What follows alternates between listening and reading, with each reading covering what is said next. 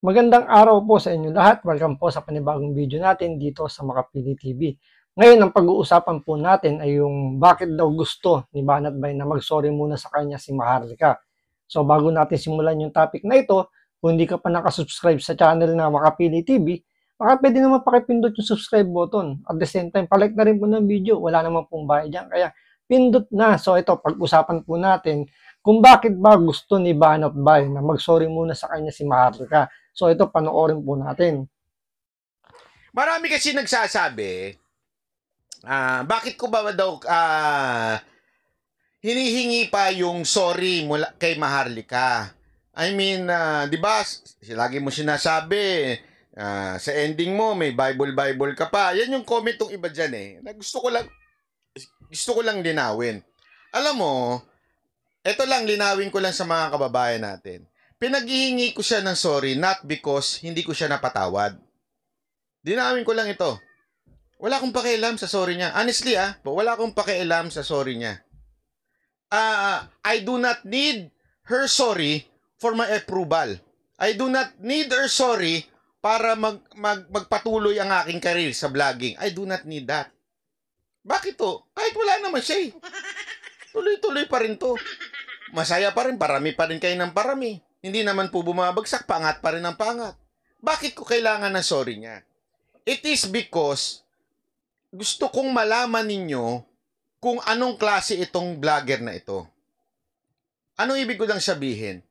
If this person na vlogger ay hindi marunong mag-sorry sa pagkakamali niya, alam nyo, hindi ito ang tamang vlogger na dapat nyong asahan. Bakit to? Hindi ho marunong magpakumbaba sa pagkakamali. Paulit-ulit ko sinasabi sa inyo yan. Hindi ho perpekto ang political comment or political opinion. Hindi ho perpekto yan. Minsan nagkakamali ka. Kaya nga dapat matuto kang humingi ng paumanhin. Bakit? May punto rito si Banat Bay. Pansinin nyo, yung mainstream media nga, di ba, yung mga reporter nila, kapag mali yung nai-report, binabalikan nila sa kanilang programa. Sasabihin doon sa pinakadulong segment nila na ikukorek lang po namin yung aming naibalita na may ganito na ganyan, may problema ganyan. Kung baka nagkamali sila ng report, is itinatama kagad nila, tumihingi sila ng paumanhin. Mainstream media na yun. Dahil nga yung kredibilidad nila yung iniingatan nila.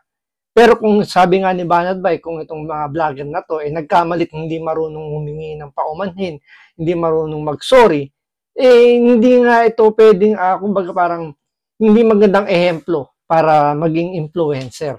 Once na sinabi ka influencer, is nakaka-influence ka ng tao, ikaw yung parang sinusundan nila. So, gaya na sinabi ni Banat Bay, pagdating sa political observation or political na pananaw na pag-political, wala pong tama dyan. Wala rin pong mali. Pero ang importante is, kung alam mong mali yun na ibalita mo, marunong kang humingi ng paumanhin. Para nga naman, yung kredibilidad mo, at alam din ng mga manonood mo na nagkakamali ka rin. Wala namang taong perpekto eh. Lahat nagkakamali. Kaya ang importante yung marunong ka magpakumbaba at aminin mo kung ano yung pagkakamali mo. Para nakikita ng audience mo, pag mali pala to si Banat Bay, binabago niya at sinasabi niya na mali siya. Di ba ho? Kasi pag hindi ang isang vlogger, hindi ho marunong mag-sorry, ipapahamak po kayo niyan. Yung lahat ng sinabi niya tungkol sa akin, tungkol kay Mocha, porket kinontra namin si BBM noon, ano sinabi niya kay Isko? Lahat ng fake news na pinakalat nila noon, hindi naman nila binawi. Nagkataon lang, nagalit na lang din sila doon sa sinunod nila dati. So, anong essence nun? Naintindihan natin? Anong essence nun? Ibig sabihin, hindi ka nagbago. Nag-iba ka lang ng kwento. Yun ang importante na maintindihan ng taong bayan. Kasi ipapahamak po tayo ng ganito. Anong assurance na mga Pilipinong nakikinig sa kanya na hindi niya kayo niloloko ngayon? If she is not responsible from mga pagkakamali niya noon. You understand? Hindi ito dahil bitter, hindi makamove on. Hindi, excuse me. Sa pagmumukha niya, walang kwenta. Dati nga, hindi ko nga pinatulan yan eh. Diba? Hindi ko nga pinatulan yan nung pinakalat niya fake news sa amin eh. Ba't di ko siya pinatulan? Kasi fake eh. Ba't ko pinapatulan ngayon? Kung alam mo palang fake. Kasi gusto kong magising yung ibang tao na dapat ang mga political vlogger marunong humingi ng sorry pag nagkamali. Marunong umamin, mali pala ako. Ito pala yung totoong nangyari. Ito pala. Paano tayo makakasiguro na hindi siya nagpapakalat ng fake news ngayon, kung dati puro fake news ang pinapakalat niya sa amin? Tanungin ko kayo. May punto naman si Banat Bay eh. Pansinin niyo lahat ng vlog niya ngayon. Ang lagi niya sinasabi, meron siyang mga insider, mga puting ahas, may mga text message daw siya nare-receive, may mga tawag siyang nare-receive. Pero hindi niya ipinapakita yung mga text message, wala siyang pinakitang kahit man lang proof na meron nga tumawag sa kanya or meron nga may nagbigay sa kanya ng impormasyon. Ang laging sinasabi niya lang is galing sa puting ahas. So hearsay. Madaling magsabing meron kang insider sa loob, meron kang intelligence, meron kang nakukuha impormasyon. Pero as long as wala kang ibinibigay o ipinapakitang kahit na anong ebidensya na pinangahawakan, tulad sinasabi niyo meron doon nag-text sa kanya, yung meron daw siyang phone call, kasi pwede naman i-blur yung number eh, di ba? Nakakatunayan merong tumawag, especially pag may nag-text, pwede naman niya i-blur yung pangalan. Pero wala siyang pinapakita. Meron lang siyang sinasabi na galing nga daw sa puting ahas niya. So, hearsay. Kaya nga, karamihan sa mga sinasabi niya is puro fake news. Diba? As simple as that. Uulitin ko, jowa ninyo, nagloko, nangalunya, nagkaroon ng kabit, tapos eventually, bumalik sa inyo without saying sorry. Nagalit lang siya. Basta, babalik na ako. Pero without even saying, without even admitting na nagkamali siya. Ang dami niya pandahilan. Ano dahilan niya? Ikaw kasi may kasalanan, pinabayaan mo ko eh. Anong punto doon? Uulitin niya uli yan. Anong assurance mo na hindi niya uulitin? Hindi naman nagbago yung kwento niya. Nagigets nyo? Hindi naman niya inamin na, ay ako talaga ang nagkamali. Kasi nagpaakit ako talaga nagkamali kasi pinabayaan ko ito, ako talaga nagkamali. Hindi ba? As simple as that. Simple logic that you have to understand why I am pushing for this. Kasi marami nang nililigaw eh. Oo, I don't care kung magalit kayo sa akin. May mga humihirit pa dyan. Mas gusto namin si Coach Oli. Okay lang, walang problema. Iba kasi ang topic niya, hindi niya tinatopic sila Maharlika. Okay lang, wala namang problema. Kapatid ko yun eh. Diba? Walang problema ako kung mas gusto nyo. Mas yummy lang talaga ako. Yun ang totoo eh. Diba? Hindi, biro lang ho, biro lang. Pogi yun. Walang problema. Ang akin lang, alam mo yung simpleng mali eh. Nagkamali lang kami noon. Hindi naman totoo. Tapos, di sana okay na. May akusasyon na naman ngayon eh. Ano yung akusasyon? Nagaling sa kanya yung mga impormasyon na binabato ni Bagong Lipunan. Sabihin na nating sinungaling si Bagong Lipunan. Let's just assume na sinungaling si Bagong Lipunan, which is talaga namang napakasinungaling. Tandaan nyo si Bagong Lipunan, bata nito ni Maharlika. Na ngayon meron silang misunderstanding. Na ngayon inilalaglag na ni Bagong Lipunan itong si Maharlika. Diba? Kaya nga sabi ni Banat dito, assuming na sinungaling nga si Bagong Lipunan na galing kay Maharlika yung mga info na sinasabi niya na mga pinangahawakan niya, kumbaga, diba? So, tuloy lang natin. Diba? Simpleng sabihin niyang, it's not true. Yung sinasabi ni Bagong Lipunan tungkol kay Banat Bay, na ako daw nag-feed, it's not true. Hindi pagpatol yun. You are stating an opinion, facts na hindi totoo yun. Ba't hindi niya magawa yun? Maybe because it's true. Di ba? Pwede naman niya sabihin na, hindi, without pagpatol hindi niya na kailangan pasikatin yung si Bago Lipunan. Hindi masikat yun, bulok na yun. Hindi pa nga sumisikat, bulok na. Pwede naman niya sabihin yung sinasabi nung isang vlogger dyan, na sinulsulan ko daw siya para awayin yung isang vlogger, hindi po totoo yun. Ganun lang. As simple as that. Then move on with your topic if you like. Pero ignoring it is just simply saying, totoo. Bakit? Kasi hanggang ngayon, hindi pa rin naman humihingi ng, o hindi pa nagsasalita si Maharlika tungkol dun sa mga sinasabi ni Bagong Lipunan. Walang denial, walang any comment. Kaya nga parang sinasabi nga nila ba, parang silent means yes or silent means no. So hindi pa natin alam kung ano yung totoong nangyari. Hanggat hindi nga parang lumalabas, hanggat walang nilalabas na statement tong si Maharlika, i-assume natin totoo yung sinasabi ni Bagong Lipunan. Kaya nga kailangan pasinungalingan or mag-comment doon si Maharlika. Okay, you're afraid. Kasi malalaman namin na sinungaling ka kung sakasakaling i-deny mo yan. Kaya hindi mo na lang dinideny kasi totoo.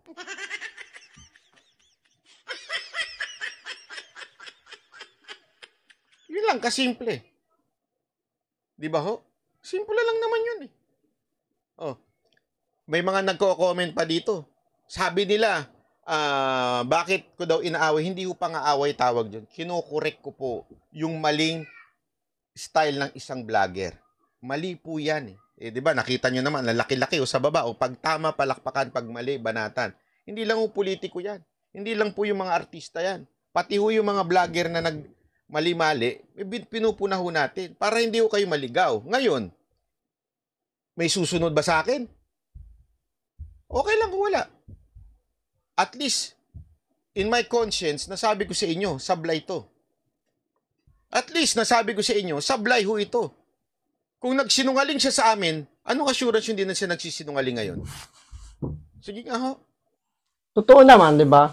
Once na, ito nga, sinasabi nga ni Banbay, sa kanila nga nagsinungaling sa kanila What more sa mga nanonood lang, sa mga subscribers, sa mga viewers niya? Ano yung assurance na hindi siya nagsisinungaling din? Kung kay Banat Bay lang, kay Banat Bay, sa mga kaibigan niya, mga kakasama niyang vlogger, nagsinungaling, what more dun sa mga viewers niya, di ba? Sinungaling yung sobra-sobra di ba? Si Sas na nga mismo nagsabi sa inyo Wala talagang budget yung opisina. Si Atty. Trixie, alam niya ho yan. Kasama ho namin sa opisina yan Wala akong budget. Angal nga kami ng angal nun Bakit? Kung ano-ano sinasabi sa amin, wala na nga kaming budget. Kung ano-ano pa binagbibintang sa amin nun. Pinag-iinitan pa kami ng mga yusik dun. Di ba? Alam niyo yan. Tapos sasabihin niya, ang pinangkakain ng Mocha Girls, ang pinangkakain ni Mocha galing sa opisina, sa PCO. Gago ka ba? Mas mayaman pa sa'yo ang Mocha Girls, for your information. Hindi nila kailangan magpalibre. Baka sampaling ka nun ng salapi. Nandiyan ka lang sa Amerika, but it doesn't mean mayaman ka. Kaya wag mong pagbibintangan ng kapwa mo dahil mas maraming pera sa iyo. Mas mayaman nga sila sa akin Alam mo ba yun?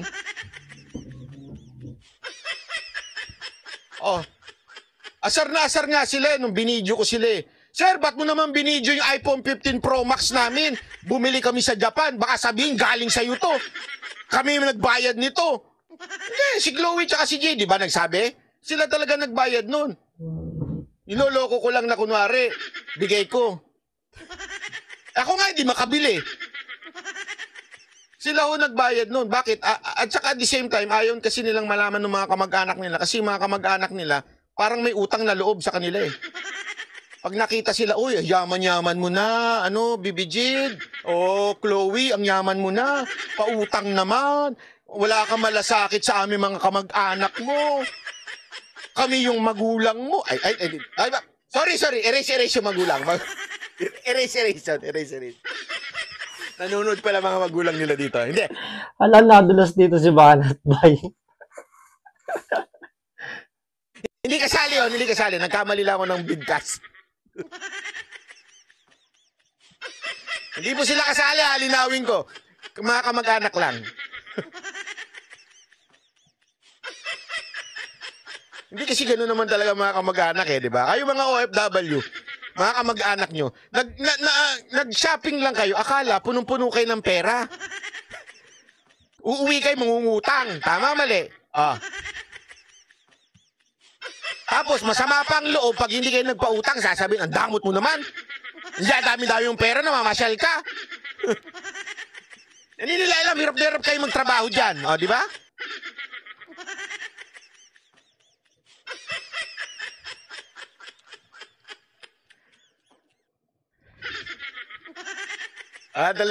Wala tuloy ako.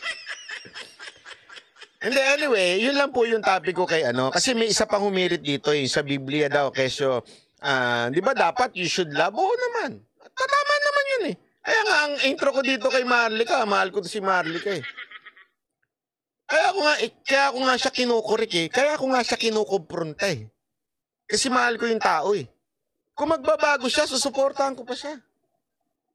Alam mo, eto for your information, si Pebbles Talakera ang bumaboy talaga sa akin. Alam niyo ba yun? Hoy, Pebbles! Grabe yung pambababoy niyan sa akin noon. Pero bakit kami nag-uusap? Kasi alam mo yun, nagkaroon na ng kahit pa paanong pagkakasunduan. Kalimutan na natin yung nakaraan. Di ba? Na yun? Kasi tayo nag-aaway lang noon. Tama, mali? Hindi totoo, di ba? Anong punto ko dito? Hindi kasi ako nagtatanim ng galit. Hindi ko sinasabi to kay Maharlika dahil galit ako kay Maharlika. Hindi ko sinasabi to dahil hindi ko mahal yung tao. Yung mga bumabaluktot ng paggamit ng Biblia dito, maling-mali. Hindi ko sinabi ng Biblia, kalimutan mo na lahat ng kasalanan at pabayaan mo na yung kasalanan nila. Hindi ho ganun yun. Baka nami-misquote nyo. Sinabi ng Diyos, magpatawad ka. Pero sinabi din naman ng Diyos doon sa lumapit na adulterer, sin no more. Nawawala yung sin no more Patawad lang ang gusto nyo mangyari. Hindi pwede yun. Dapat, pag ikaw nagpatawad, dapat yung tao nagre-repent. Alam nyo ba ibig sabihin ng repent? Tumatalikod sa kasalanan, tinatalikuran yung kasalanan. Hindi basta-basta yun. So, kung talagang sinasabi niyang sorry siya o gusto niya, dapat talikuran niya. Yung mga fake news, yun ang sinasabi ko dito. Ganon ang tama. At hindi ibig sabihin, galit po ako sa kanya. Binigyan ko pa nga 5,000. Ba't ako magagalit? Yan, sabi ni Shape. Ganyan pala magalit si Banat Bay, nagbibigay pa ng 5,000. Security vlog. Rebuke with love. Sabi ko nga sa inyo, kung gusto nyo, mag-collab pa kami. Mag-usap pa kami o live. Ang dami ko nang nakaaway na kinakausap ko pa nga ng live si Hey Darian. Si Hey Darian nga, bura utang kami dalawa nun Pero nung nag-live kami, binastos ko ba siya? Di ba sayang nga nung live namin? Bakit ganun? Kasi nga, again, hindi ho ako na may personal. Pag may mali ka, I will tell you, lahat ng ginagawa mong mali, sasabihin ko sa'yo. Pero hindi ako galit. That's with love. Change, and I will support you. Pero wag kang gagawa niyan kasi kapwa mo, ginagawan mo ng mali Ginawan mo kami ng mali noon. Nagkataon lang pareho tayo ng binabanatan ngayon. Pero yung mali mo noon, mali pa rin hanggang ngayon. Tama, mali. Mali. Tama. Di ba?